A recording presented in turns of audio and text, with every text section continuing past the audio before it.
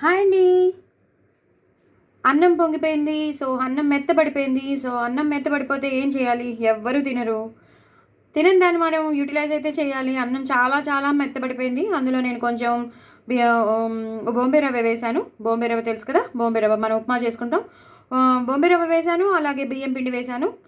ఒక బొంబే రవ్వ 3 స్పూన్స్ వేశాను. బియ్యం పిండి మాత్రం ఒక 5-6 స్పూన్స్ పెద్ద పెద్దవి వేసేసాను. అలాగే సాంబార్ పౌడర్ వేశాను. కొంచెం కొత్తిమీర ఉంటే అది వేశాను. నువ్వులు వేశాను. జీలకర్ర వేశాను. జీలకర్ర వేయలేదు ఇంకా. జీలకర్ర వేస్తాను కొంచెం. అలాగే ఇక్కడ మాత్రం నేను మసాలాకి నూరు పెట్టుకోవడానికి నేను మిక్సీలో వేసి పెట్టుకున్నాను. అల్లం, పచ్చిమిర్చి, జీలకర్ర ఇవి నేను ఇప్పుడు గ్రైండ్ చేస్తాను. కరివేపాకు ఇంట్లో లేదు, సో కరివేపాకు కూడా వేయట్లేదు. సో ఇవి నేను గ్రైండ్ చేసేస్తాను. గ్రైండ్ చేసేసి నేను ఆ పేస్ట్ని ఇందులో కలిపేస్తాను. చాలా చాలా సింపుల్గా ఒక అట్టులాగా వేసేసుకోవడం అనమాట. ఒక అట్టులాగా వేసేసుకుంటే ఒకటేసారి మొత్తం అట్టులాగా వేసేసుకుంటే అది కొంచెం సేపటి దాకా దాన్ని ముట్టుకోకుండా ఉంటే అది క్రిస్పీగా అయిపోతుంది. దాన్ని మళ్ళీ తిరిగేసేసుకోవచ్చు అనమాట. సో అది చేద్దాం అనుకుంటున్నాను. సో ఖర్చు అయిపోతుంది. అన్నం ఎందుకండి పడేసుకోవడం, చాలా మెత్తబడిపోయిందని అన్నం పడేసుకోలేం కదా. సో అందుకని చెప్తున్నాను. ఎప్పుడైనా మీ ఇంట్లో కూడా అలా జరిగితే మాత్రం ఇలా ఇన్స్టెంట్గా మనం ఒక అట్టు లాంటిది వేసేసుకుంటే అది తినడానికి కూడా చాలా బాగుంటుంది, స్నాక్ లాగా. సో ఇదంతా మొత్తం నేను కలిపేసుకోవాలండి. ఇలా మొత్తం అంతా కలిపేసుకుని ఆ పేస్ట్ కూడా నేను ఇందులో కలిపేసి వేసేస్తాను అనమాట.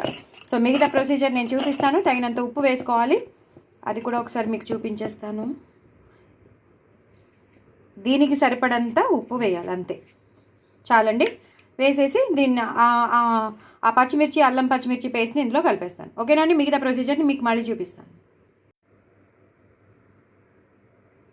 చూసారు కదండి, నేను ఇప్పుడు దీంట్లో పేస్ట్ వేసేసుకున్నాను. నేను అల్లం, పచ్చిమిర్చి, జీలకర్ర వేసిన పేస్ట్ వేసేసుకున్నాను. సో ఇప్పుడు నేను కొబ్బరికాయ ముక్కలు ఉన్నాయి, ఫ్రెష్ కొబ్బరి ఉంటేను వాటిని చిన్న చిన్న ముక్కలుగా చేసేసి ఇప్పుడు దీన్ని ఇలా బ్యాటర్గా కలిపేసేసి దీన్ని ఏం చేస్తానంటే పెనం మీద నూనె రాసేసి పెనం మీద పెట్టేస్తానమాట. పెట్టేసి కాసేపు స్టవ్ మీద అలా పెనాన్ని ఉంచేస్తాను. అదేమవుతుంది, హీట్ అయ్యేసరికి చక్కగా కాలుతుందనమాట. ఎప్పుడైతే కాలుతుందో అది తొందరగా మనకి క్రిస్పీగా అయిపోయి వచ్చేస్తుంది అనమాట. సో దాన్ని మళ్ళీ తిప్పేసుకుని మనం చేసేసుకోవడమే. అలాగే 2-3 అట్లు అవుతాయి. చేద్దామండి. సో మిగతా ప్రొసీజర్ నేను ప్యాన్ పెట్టుకున్నాక, మన పెనం పెట్టుకున్నాక మీకు చూపిస్తాను. ఫస్ట్ అయితే దీన్ని బాగా కలిపేస్తాను.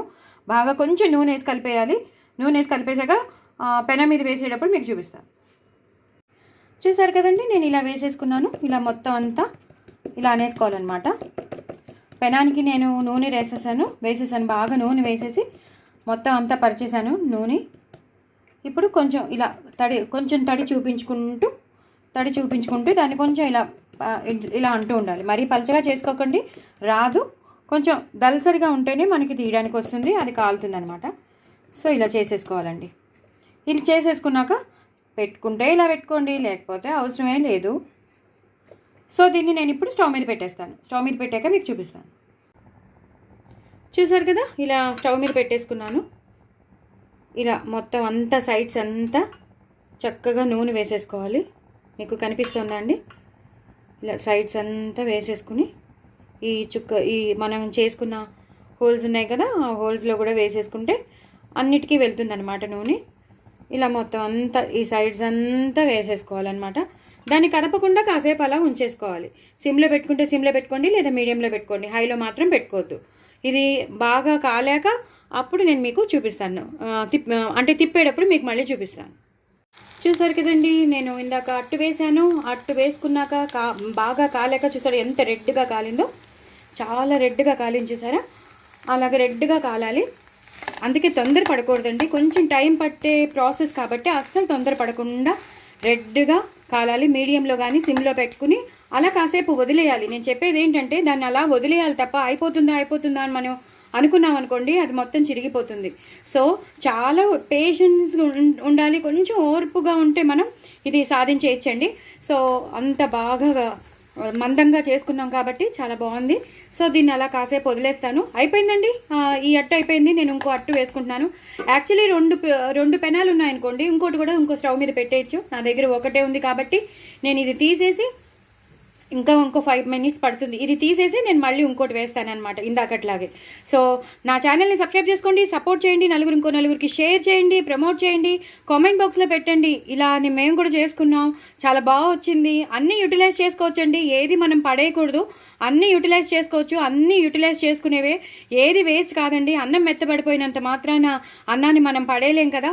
కొంచెం మనం లాజికల్గా ఆలోచిస్తే అన్నీ మనకు వచ్చేస్తాయి. సో అలా హ్యాపీగా మనం చేసేసుకోవచ్చు. ఇందులో కరివేపాకు కూడా వేసుకోవాలి. యాక్చువల్లీ నేను కరివేపాకు వేయలేదు, పొట్నాల పప్పు వేయలేదు, ఏం వేయలేదు. నేను చాలా సింపుల్గా చేసేద్దామని చేసేసాను. సో ఇది కూడా చాలా టేస్ట్గా ఉంటుంది, ఎందుకంటే అందులో వేసినవి అల్లం, పచ్చిమిర్చి, జీలకర్ర పేస్ట్ ఉంది కాబట్టి, ఉప్పు కారం అన్నీ వేసేసాం కాబట్టి, ఉప్పు ఒక్కటే వేసాను, కారం కూడా వేయలేదు. చక్కగా కొబ్బరి ముక్కలు ఒకటి మాత్రం వేసాను. సో ఇది చాలా చాలా బాగుంటుంది. డూ ట్రై ఇట్ అండి. నా ఛానల్ని మాత్రం సబ్స్క్రైబ్ చేసుకోవడం అస్సలు మర్చిపోవద్దు. చాలా చాలా టేస్టీగా ఉండే మెత్తబడిపోయిన అన్నంతో దీన్ని ఎలా వర్ణించాలో కూడా నాకు తెలియట్లేదు, దీనికి ఏం పేరు పెట్టాలో కూడా తెలియట్లేదు.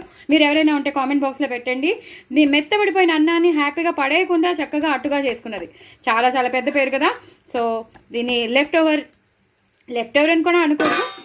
అన్నం మెత్తబడిపోయింది, అన్నం సాఫ్ట్ రైస్ అట్టు అని పెడతాను నేను. సో మీరు కూడా ఫాలో అయిపోయి మీరు కూడా చేసుకోండి. చాలా చాలా టేస్టీగా ఉండే సాఫ్ట్ రైస్ అట్టు. బాయ్ అండి. సబ్స్క్రైబ్ చేసుకోవడం అసలు మర్చిపోవద్దు. చాలా చాలా ఈజీ అండి, ఉన్న వాటితోనే చేసేసుకోవచ్చు. ఓకేనా? బాయ్ అండి.